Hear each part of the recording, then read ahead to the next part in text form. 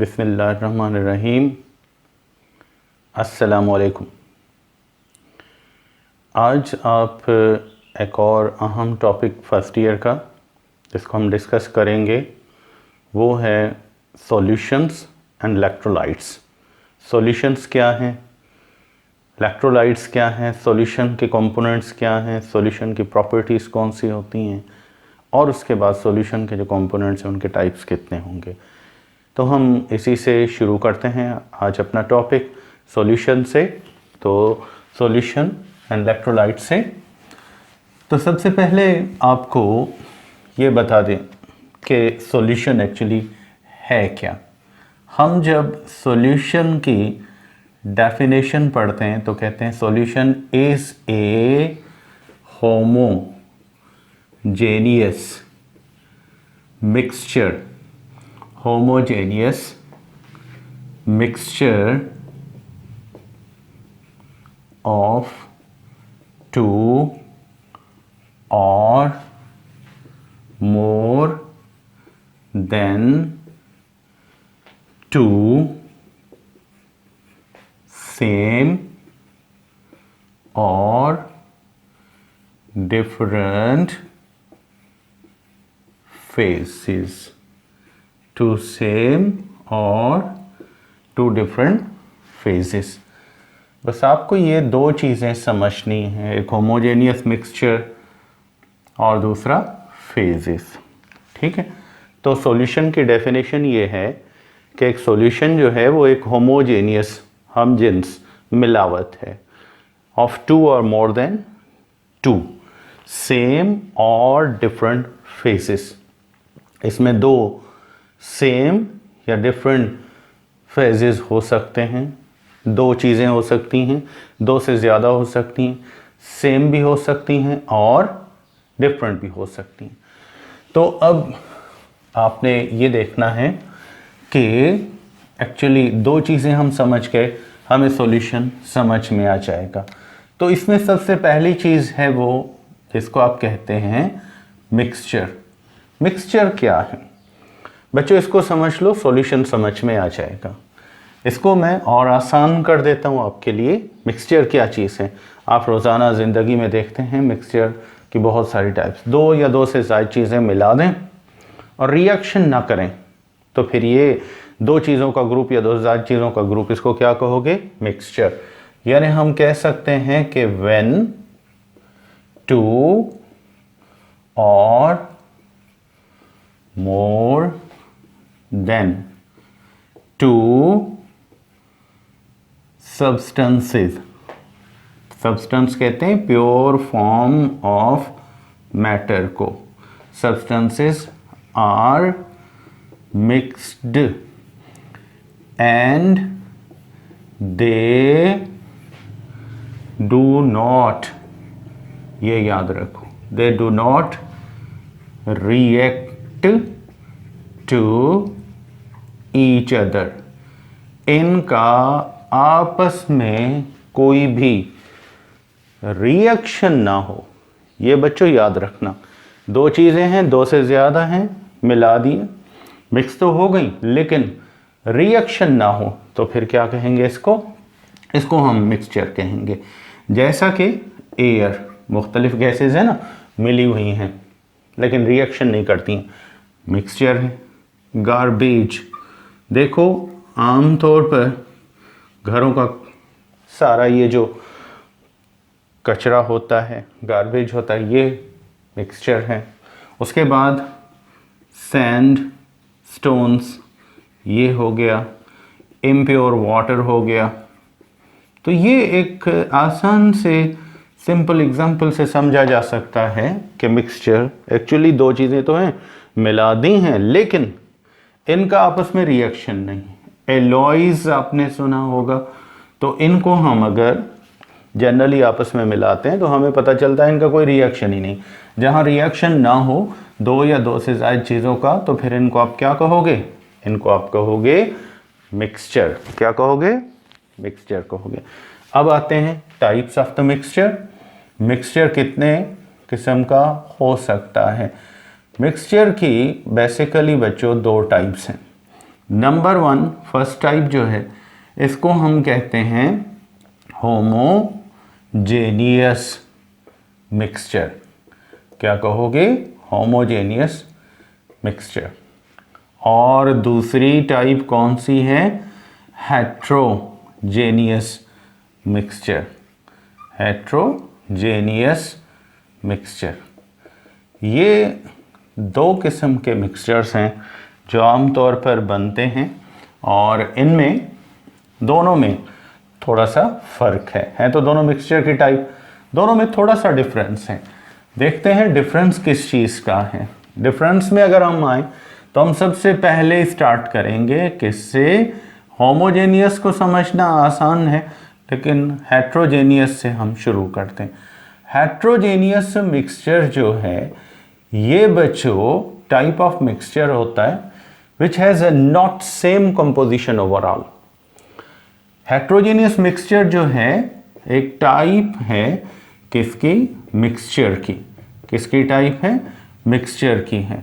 Which has not same composition, जिसकी composition जो है, बनावट जो है क्या है? सेम नहीं होती ओवरऑल। पूरे का पूरा, सारे का सारा सॉल्यूशन उठा लो, मिक्सचर उठा लो, देखोगे एक जैसा नहीं होगा।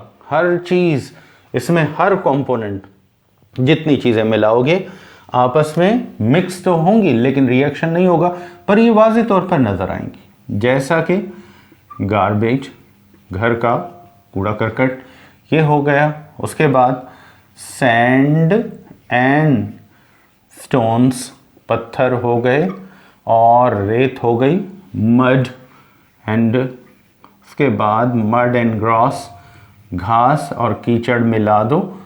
ये वो चीज़ें हैं जिनको आपने मिला तो दिया लेकिन इनकी कंपोजिशन हरगिज़ एक जैसी नहीं है। सब चीज़ें देखो, रेत और पत्थर मिक्स कर दें तो आप देखोगे पत्थर आपको अलग नज़र आएंगे, रेत आपको अलग नज़र आएगी। जहाँ रेत और पत्थर अलग वाज़ेह तौर पर दिखे जा सकते हैं तो समझो ये मिक्स तो किए हुए हैं, लेकिन क्या है? वाज़ेह तौर पर कंपोजिशन हर एक चीज़ अलग है। गार्बेज, कचरा है घर का, कागज़ हो गए, शीशे हो गए, ठीक है, गत्ता हो गया, पत्ते हो गए, सब्जी की मुख्तलिफ चीज़ें हो गई, सारे मिक्स करके रख दो, सब चीज़ें देखोगे। आपसे पूछे इसमें क्या क्या पड़ा हुआ, देख के बता सकते हो। तो मतलब जहाँ दो चीज़ें मिक्स कर दो पर वो अलग अलग नज़र आती हैं तो फिर इस मिक्सचर को आप क्या कहोगे? हेट्रोजेनियस मिक्सचर कहोगे। तो ये तो हो गया हेट्रोजेनियस। तो इससे ये बात साबित हो गई कि ये मिक्सचर है जिसमें हर चीज़ वाज़ेह तौर पर अलग अलग दिखने में आए तो समझो हेट्रोजेनियस है। Number 2, homogeneous mixture. Homogeneous mixture ये भी कह सकते हो, और ए सॉल्यूशन ये भी कह सकते हो। मतलब ये क्या होगा? इसको कहते हैं टाइप ऑफ मिक्सचर। मिक्सचर की टाइप है विच हैज़ के, जिसकी, which has same composition overall, identical composition overall, जिसकी पूरे की पूरी कंपोजिशन सारा एक जैसा दिखता है। दो या दो से ज़्यादा चीज़ें मिला दी, आसान में आसान दिखने में लगेगा एक ही। जैसा कि बच्चों एयर है, एयर में आपको पता है ऑक्सीजन कहाँ पर है कमरे में? मैं कहूँ वो ऊपर ऑक्सीजन के मॉलिक्यूल, ये देखो ये हाइड्रोजन के मॉलिक्यूल, ये देखो नीचे कार्बन डाइऑक्साइड जा रही, दिखेगा आपको? नहीं। आप कहेंगे सारी हवा है, तो मतलब एक जैसी दिख रही है ना, पर चीज़ें तो एक जैसी नहीं है ना, बहुत सारी चीज़ें मिलाई हुई हैं। हाइड्रोजन और ऑक्सीजन एयर के अंदर है ना, रिएक्शन तो नहीं करते लेकिन हैं। तो ये कंपोजिशन जो है ये समझो दिखने में एक जैसी दिख रही है, चीज़ एक है, नज़र ऐसे आता है जैसे है। चलो आपने और किया, अल्कोहल लिया और आपने उस अल्कोहल में थोड़ा सा पानी मिक्स कर दिया, ग्लास में भर के रख दिया। अब बाहर से कोई आता है, आप उससे पूछते हैं शीशे के ग्लास में रखा, भाई इसमें क्या? दिखने पर वो ये कहेगा कि ये तो पानी है, क्योंकि उसमें उसको अल्कोहल अलग नज़र आएगा नहीं। आप अब देखो सर, गर्मियां हैं, हम अक्सर क्या करते हैं, जूसेस बनाते हैं, ठीक है, मुख्तलिफ़ किस्म के नेक्टर्स बनाते हैं, पानी मिक्स कर दिया, चीनी मिक्स कर दी, हिला दिया अच्छा खासा, और देख लो दिखने में क्या लगेगा, चीनी अलग नज़र आएगी नहीं, हल हो गई, पानी उसमें मिलाया हल हो गया, ठीक है। इसी तरीके से वो जो नेक्टर था वो हल हो गया। तो अब ये चीज़ एक दिखती है, जहां आपको दो या दो से ज़्यादा चीज़ें मिला तो देते हैं, रिएक्शन नहीं होता, चीज़ें एक जैसी दिखती हैं, तो ये सॉल्यूशन कहलाएगा। या इसको क्या कहोगे, होमोजेनियस मिक्सचर। नमक है, पानी में मिला दो, मिक्स कर दो, नमक अलग नज़र नहीं आएगा, हल हो जाएगा, डिसअपियर हो जाएगा। फिजिकली ज़ाहरी मतलब जो उसकी फिजिकल अपीयरेंस है वो लगेगा कि एक चीज़ है, पर एक से ज़्यादा चीज़ें हैं। चलो और देख लेते हैं। मेटल्स हैं, कॉपर है, आप इसको देखो, इसमें आप क्या करो, इसमें जिंक मिला दो, एल्यूमिनियम मिला दो, ब्रॉस बन जाएगा, मुख्तलिफ़ किस्म के एलॉयज़ बना दो, स्टेनलेस स्टील है, इसमें आयरन है, ठीक है, निकल है, क्रोमियम है, मिला दिया। क्या आप स्टेनलेस स्टील में बता सकते हैं लोहा कौन सा है? भाई यहाँ पे ये लोहे के टुकड़े नज़र आ रहे हैं, या निकल है, क्रोमियम है, तो ये कॉम्पोजिशन एक जैसी दिख रही है। तो फिर आप इसमें जैसे कि एयर हो गई, एलॉयज़ हो गया, उसके बाद वाटर एंड सॉल्ट हो गया। तो बच्चों ये जो चीज़ें हैं ये क्या कहलाती हैं? ये कहलाती हैं होमोजेनियस मिक्सचर। क्या कहलाती हैं? होमोजेनियस मिक्सचर कहलाती हैं। तो होमोजेनियस मिक्सचर तो हमें क्लियर हो गया। अब आते हैं नेक्स्ट, देखते हैं क्या है नेक्स्ट है। तो अब इसी को आप क्या कहोगे? सॉल्यूशन भी कह सकते हो, जहां ग्रेकोस मिक्सचर की कंपोजिशन एक जैसी है, दो से ज़्यादा चीज़ें मिला दी, एक ही चीज़ बन गई, तो आपने उसको क्या कहा? उसको आपने कहा सॉल्यूशन, या इसको दूसरा नाम देना चाहो होमोजेनियस मिक्सचर। अब आते हैं नेक्स्ट, फेज क्या है? फेज को मैं दो तरीकों से आपको बता सकता हूं। नंबर वन, फेज जो है ये समझ लो आपको आसान अल्फाज में फिजिकल स्टेट ऑफ क्या है? सब्सटेंस। दुनिया की कोई भी चीज़ है उसको आपने फिजिकल स्टेट में लिया, उसकी कोई ना कोई फिजिकल स्टेट होगी, जैसा कि सॉलिड फेज ये हो गया, जैसा कि लिक्विड फेज ये हो गया, जैसा कि गैसियस फेज ये हो गया, गैसी चीज़ें हैं तो गैसियस फेज, लिक्विड की चीज़ें हैं तो लिक्विड फेज, और सॉलिड की चीज़ें हैं तो फिर सॉलिड फेज। तो फिजिकल अपीयरेंस जो है वो जनरली फेज कहलाती है, स्टेट ऑफ सब्सटेंस कहलाती है। पर हम इसको यूं भी ले जा सकते हैं कि ये एक्चुअली क्या है। फिर स्टेट तो हमने कह दिया, लेकिन अब इसको हम यूं भी डिफाइन कर सकते हैं कि ये एक सिस्टम है, और आसान कर देते हैं, ये एक टाइप ऑफ सिस्टम है which has uniform composition, which has identical composition। एक सिस्टम ओवरऑल एक फिजिकल अपीयरेंस रखता है, सारा एक ही जैसा है, डिफरेंट चीज़ों के साथ उसको मिलाया जाए जहां वो अपनी क्या दिखाए? एक्चुअल पोजीशन दिखाए। भाई देखो, इंसान को जानवरों के साथ बिठा दो तो उसमें इंसान वाज़े तौर पर देखा जाता है वो इंसान है, वो जानवर है। तब यहाँ पर समझो वो जानवरों के साथ मिलने के बाद जानवर नज़र नहीं आएगा। तो इसलिए हम फेज हमेशा जहाँ भी वर्ड यूज़ करेंगे इसका मतलब ये होगा कि ये टाइप ऑफ सिस्टम होगा कि जिसकी बनावट, जिसके वाज़े तौर पर उसकी आइडेंटिफिकेशन होगी, और वो आइडेंटिफिकेशन क्या होगी? वो अपनी एक यूनिक क्या है? फॉर्म या शेप जाहिर करेगा। क्या जाहिर करेगा? शेप जाहिर करेगा। मैं अब इसको यूं डिफाइन करता हूं। यूं भी आप सॉल्यूशन फेज को आप डिफाइन कर सकते हैं, यूं भी आप डिफाइन कर सकते हैं कि A phase is a system.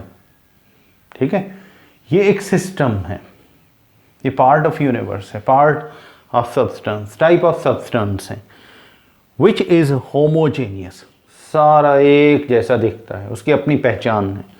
May be separated, फिर हम उसको सेपरेट कर सकते हैं, समझेंगे, अलग दिखेगा, समझ में आएगा, from other parts of the sample, बाकी चीज़ों से ये बिल्कुल अलग दिखेगा आपको, ठीक है। और इसकी क्या होगी, सैंपल बाय डेफिनेट बाउंड्री, उसकी एक वाज़े बाउंड्री। अब देखो आपने चैप्टर नंबर 5 में थर्मोडायनेमिक्स पढ़ा है, सिस्टम होता है, सिस्टम की बाउंड्री होती है जो बाकी चीज़ों से, बाकी सिस्टम से उसको अलग करती है। तो इसी तरह एक फेज़ कोई भी सिस्टम हो सकता है जिसकी एक वाज़े बाउंड्री होगी जो उसको बाकी सिस्टम से क्या कर देगी, अलग कर देगी, और उसकी अपनी बनावट बाकी चीज़ों से वाज़े तौर पर उसको पहचाना जा सकता है कि वो अलग है। तो ये बच्चों फेज़ हो गया। चलें अब हम शुरू करते हैं components of a solution. Solution के बुनियादी मतलब हिस्से, पार्ट्स क्या होंगे बच्चों। इसके सॉल्यूशन के दो कंपोनेंट्स होते हैं। नंबर 1 कंपोनेंट जो है इसको आप क्या कहते हैं, सॉल्वेंट, एंड नंबर 2 कंपोनेंट को आप क्या कहते हैं, इसको आप कहते हैं सॉल्यूट, ठीक है। तो दो चीज़ें हैं, दो चीज़ें मिलती हैं, सॉल्यूशन बनता है, जिनको आप कंपोनेंट्स ऑफ द सॉल्यूशन कहते हैं, सॉल्वेंट और solute.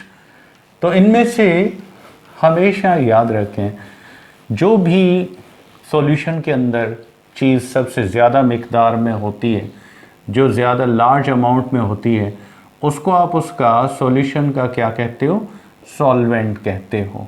The major component of solution, major component of a solution, solution का बहुत बड़ा हिस्सा इज कॉल्ड सॉल्वेंट। ये क्या कहलाता है, सॉल्वेंट कहलाता है। या फिर यूं भी लिख सकते हो कि component of a solution, solution का वो हिस्सा, वो component of solution which is, के जो, विच इज प्रेजेंट, मौजूद होता है, इन ए लार्ज अमाउंट, किसमें मौजूद हो, ज़्यादा मिकदार में हो, लार्ज अमाउंट में हो, तो फिर उसको आप क्या कहोगे, सॉल्वेंट कहोगे। पहली चीज़, जैसा कि नमक और पानी का सॉल्यूशन बनाया तो जिसमें पानी ज़्यादा डाला, सॉल्वेंट का काम ये होता है टू डिज़ोल्व, मतलब दी फंक्शन। अब ये कह सकते हो कि इसका काम क्या है, फंक्शन ऑफ सॉल्वेंट इज, क्या करना है उसने, टू डिसॉल्व, हल करना है other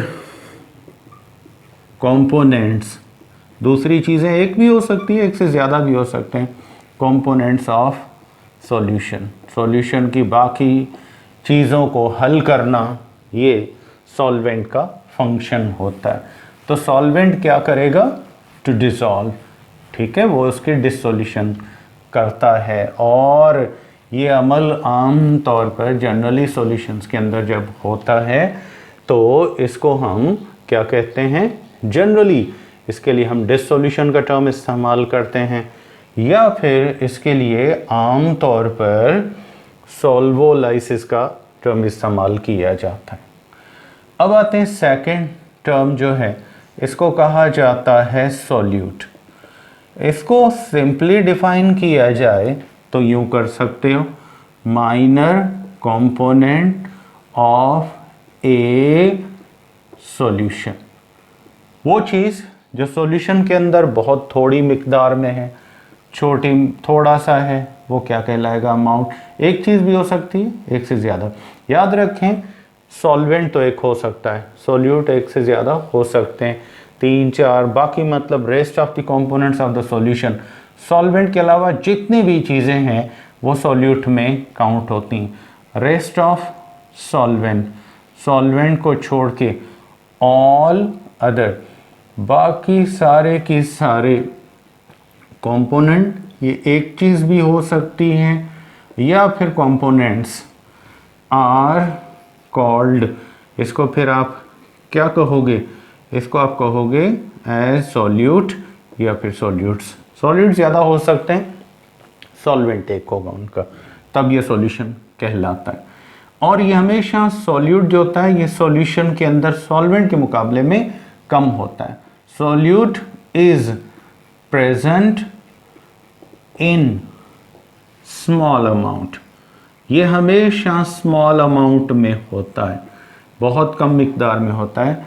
small amount as compare to solvent, solvent के मुकाबले में सॉल्यूट की अमाउंट हमेशा थोड़ी होती है। तकरीबन ये सॉल्वेंट के आधे के बराबर होता है, या आधे से भी कम होता है। तो बच्चों इस तरीके से ये जितनी भी चीज़ें आप बनाओगे सॉल्यूशन की, तो वो फिर आमतौर पर उसमें दो चीज़ें हों, आप उनको दो ग्रुप्स में डिवाइड करोगे, एक सॉल्वेंट और दूसरा सॉल्यूट। तो सॉल्यूट के हिसाब से टाइप्स ऑफ सॉल्यूशन आप दो किस्म के बना सकते हो। पर इससे पहले मैं थोड़ा सा आपको एक और छोटा सा टर्म है ये बता देता हूँ।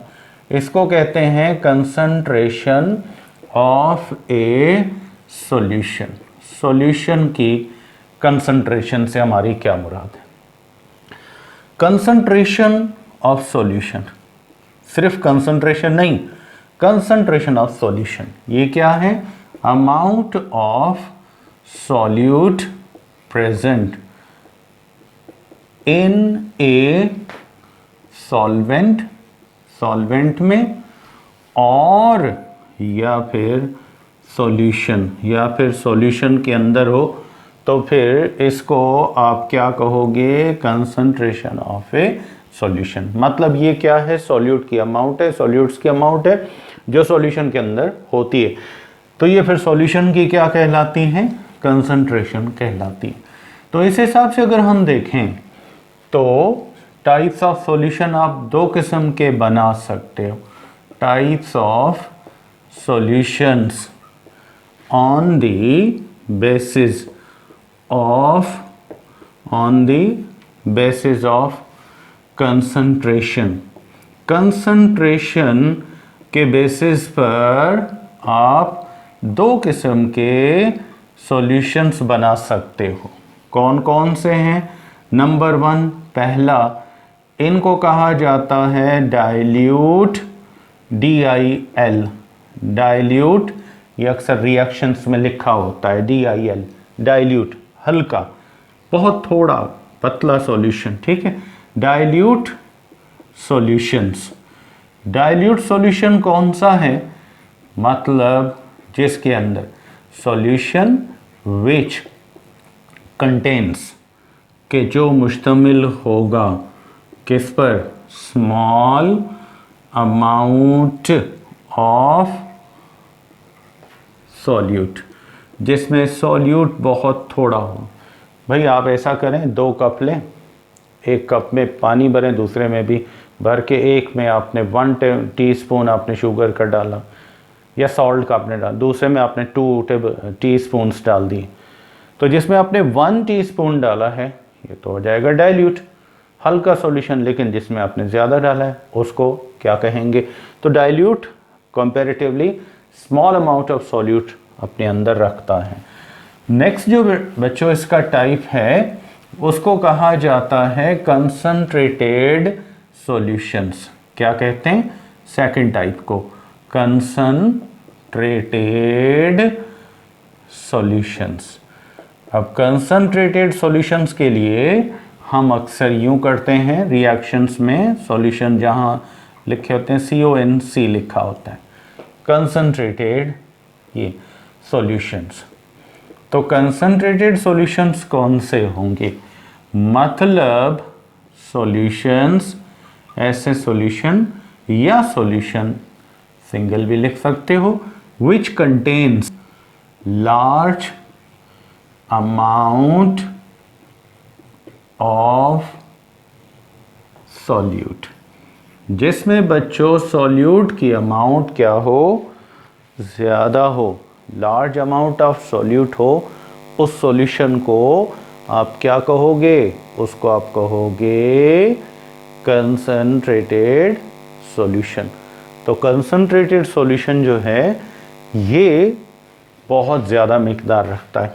अभी आपको एग्जांपल दी, हमने एक कप लिया, उसमें हॉट वाटर भरा या सिंपल वाटर भर के पहले 1 टेबल स्पून डाला सॉल्ट का, फिर 1 अगेन उसमें ऐड किया, फिर 1 अगेन उसमें ऐड किया। तो जितना आप सॉल्यूट बढ़ाते जाओगे सॉल्यूशन क्या होता जाएगा, कंसंट्रेटेड होता जाएगा। तो ये चीज़ें जो हैं सॉल्यूशन के अंदर काउंट होती हैं। तो बच्चों ये तो था आमतौर पर सॉल्यूशन के टाइप्स जो कि कंसंट्रेटेड भी होती हैं और दूसरा डाइल्यूट भी होती हैं। अब आते हैं कि सॉल्यूशंस जो हैं वो आम तौर पर जब बनते हैं तो सॉल्यूशंस की अलग अलग क्या हैं, टाइप्स होती हैं। तो इनमें देयर आर 9, याद रखो, जो हम general states of matter, common states of matter count करते हैं ना, तो उसमें 9 टाइप्स ऑफ सॉल्यूशंस आते हैं। सॉल्यूशन की 9 अलग अलग 3 स्टेट्स हैं डिफरेंट, इनको आप स्क्वायर कर दो, 9 स्टेट्स आपको याद रखना है। 9 टाइप्स ऑफ सॉल्यूशंस हमें मिल सकते हैं, 9 किस्म के सॉल्यूशन बन सकते हैं। इनमें याद रखें आपने सॉल्यूट और सॉल्वेंट को चेंज कर दिया, सॉल्यूशन की टाइप क्या हो जाएगी, चेंज हो जाएगी। तो इसमें सबसे पहले हम यहाँ लेते हैं लिक्विड सॉलिड सॉल्यूशन। कौन सा है, लिक्विड सॉलिड सॉल्यूशन। पहली टाइप लिक्विड सॉलिड सॉल्यूशन, जहां लिक्विड सॉल्वेंट है, याद रखो फर्स्ट जो लिखोगे वो सॉल्वेंट होगा, सेकंड जो है वो सॉल्यूट होगा। जैसा कि simple example salt and water, ये एग्जांपल सूट करती है, शुगर एंड वाटर, ठीक है। एसिड मुख्तलिफ होते हैं, सॉलिड फॉर्म में होते हैं, सोडा हो गया, पानी में हल किया, ये हो गई फर्स्ट टाइप। अब आते हैं बच्चों सेकंड टाइप, कौन सी है, लिक्विड सॉल्यूशन। भाई सॉल्यूट भी लिक्विड और सॉल्वेंट भी लिक्विड हो गया।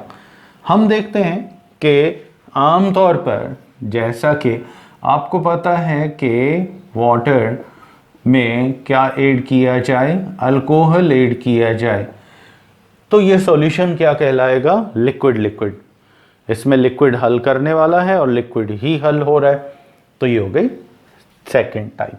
थर्ड टाइप अगर आप देखते हैं तो इसमें आता है लिक्विड गैस सॉल्यूशन। बच्चों ये लिक्विड हल करेगा, गैस उसमें हल होगी।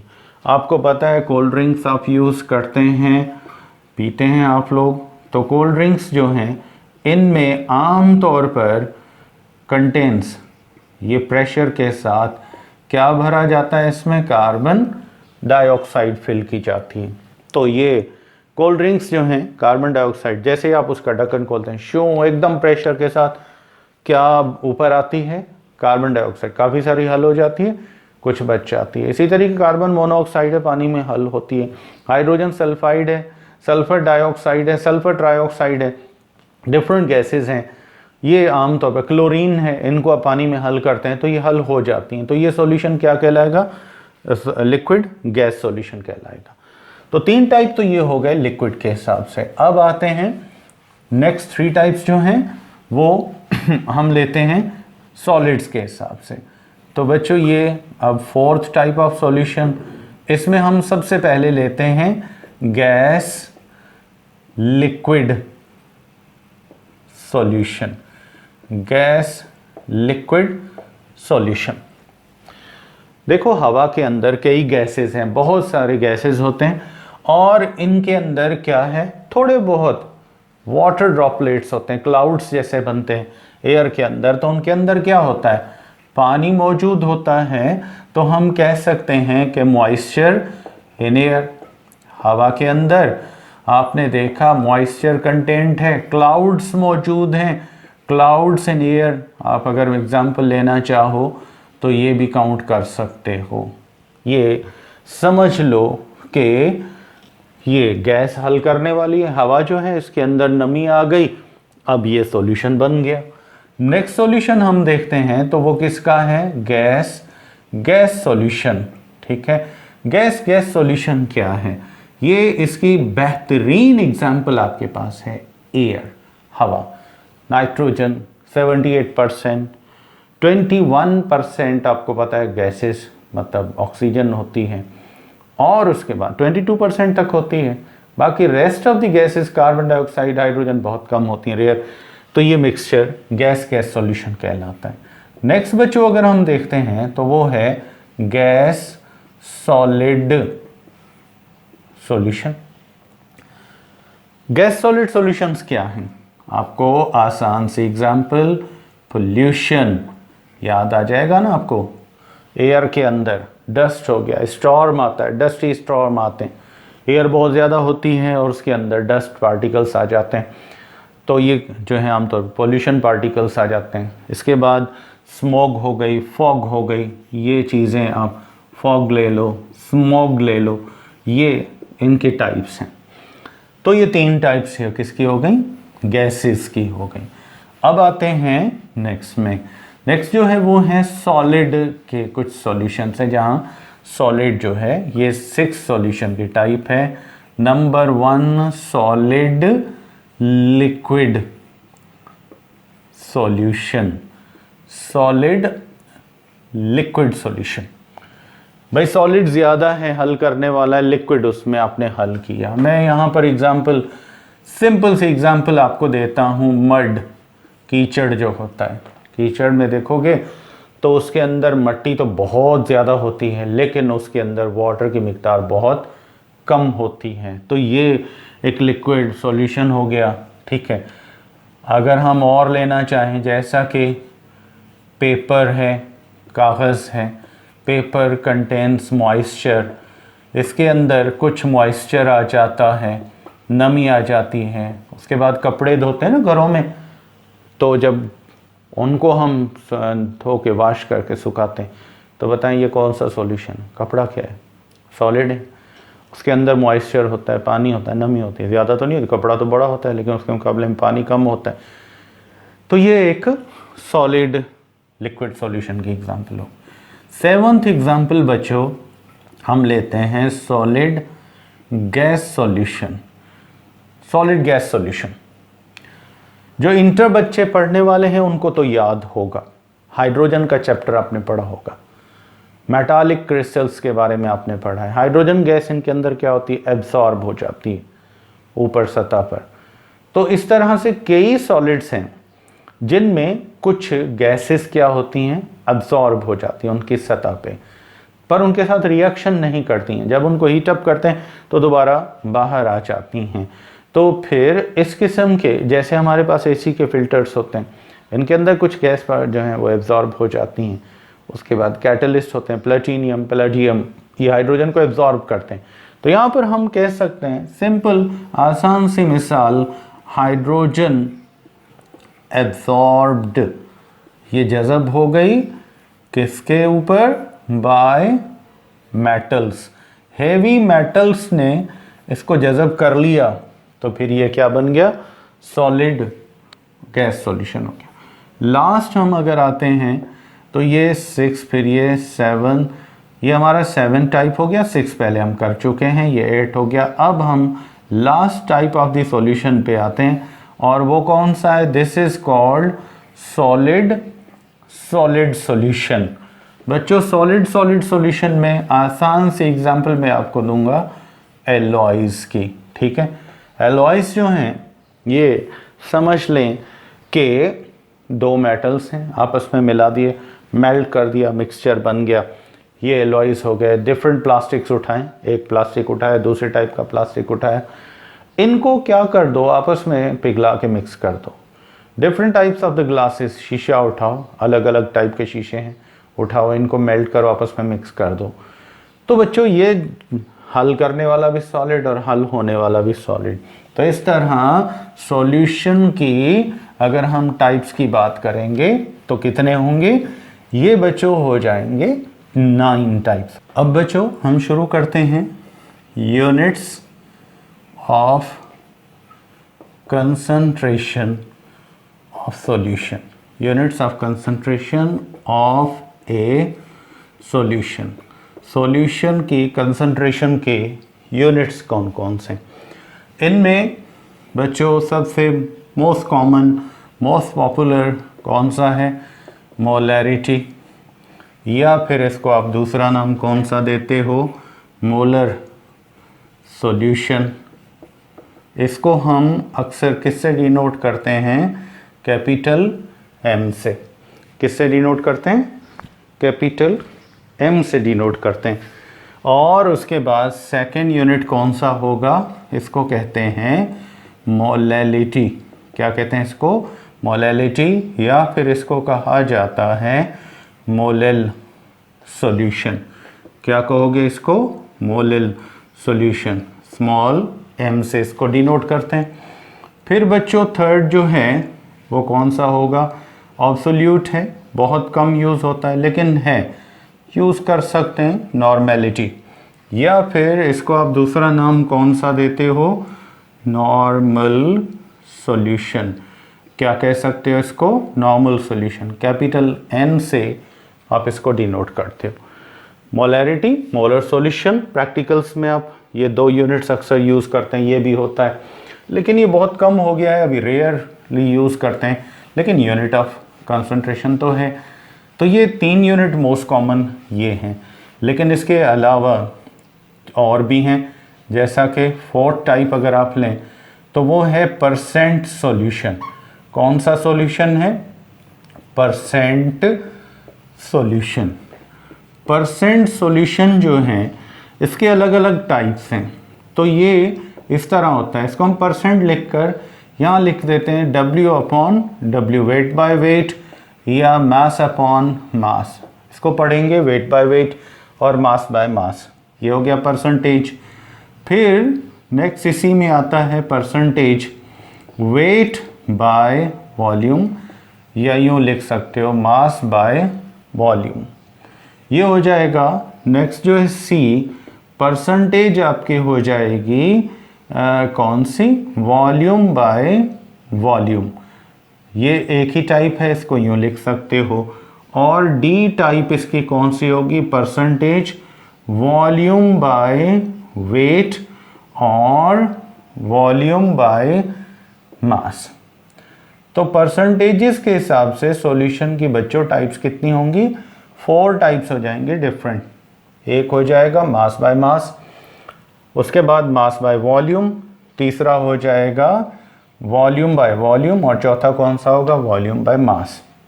ये सारे परसेंट सॉल्यूशन की टाइप्स हैं, हम इनको डिस्कस करेंगे। उसके बाद नेक्स्ट में अगर हम और सॉल्यूशंस की देखें तो ये चौथा था, अब हम पांचवें फिफ्थ टाइप को देखते हैं। तो फिफ्थ टाइप ऑफ सॉल्यूशन जो है इसको कहा जाता है मोल फ्रैक्शन। क्या कहते हैं बच्चों? इसको मोल फ्रैक्शन कहा जाता है। और इसको डिनोट किससे करते हैं? x से। मोल फ्रैक्शन को किससे डिनोट करोगे? x से। सिक्स स्टेट ऑफ यानी कि सॉल्यूशन की टाइप अगर आप करना चाहो तो वो कौन सी है? इसको कहा जाता है पार्ट पर मिलियन। क्या कहते हैं इसको? पार्ट पर मिलियन। शॉर्ट फॉर्म में इसको लिखा जाता है ppm। और भी बहुत सारे हैं लेकिन हमारे पास हमारे सिलेबस में यहाँ तक बच्चों ये सॉल्यूशन के मुख्तलिफ जो हैं सॉल्यूट के अमाउंट की कैलकुलेशन के क्या हैं यूनिट्स हैं। तो बच्चों आज आपने सॉल्यूशन के बारे में एक छोटा सा टॉपिक आपने समझा होगा, लेकिन ये अपने अंदर बहुत सी प्रॉपर्टीज़ रखता है। सॉल्यूशंस जो हैं ये आम तौर पर जब भी बनाए जाते हैं तो इनमें सॉल्यूट और सॉल्वेंट को जहन में रख के बनाया जाता है। कुछ ऐसे सॉल्यूशंस भी होते हैं जहां आम तौर पर हाईली सॉल्यूबल एक दूसरे को आसानी से हल कर सकते हैं, हल हो जाते हैं, जिनमें सॉल्वेशन ज़्यादा होती हैं, ये भी है। उसके अलावा अगर हम डिसोल्यूशन की बात करते हैं तो भी ज़्यादा होती है। तो इस तरीके से यूँ भी है कि कुछ पार्शली मिसिबल होते हैं, मिसिबल भी हैं और पार्शली इमिसिबल हैं। जिनमें थोड़ा बहुत हल होते हैं तो पार्शली मिसिबल होंगे, बहुत ज़्यादा हल होते हैं तो क्या होंगे? हाईली मिसिबल होते हैं। तो हमारा नेक्स्ट जो है यही टॉपिक होगा। इनमें बहुत सारी कैलकुलेशंस होंगी, फार्मूलाए होंगे। हम एक एक यूनिट जो है कंसंट्रेशन का इसको डिस्कस करेंगे, इसके प्रॉब्लम्स आपको हल करवाएंगे और आपको बताएंगे कि ये क्यों आखिर अलग अलग यूनिट्स हैं और इनको एक दूसरे में कैसे इंटर कन्वर्ट कर सकते हैं। तो नेक्स्ट टॉपिक तक आप मुझे इजाज़त देंगे। अल्लाह हाफ़िज़।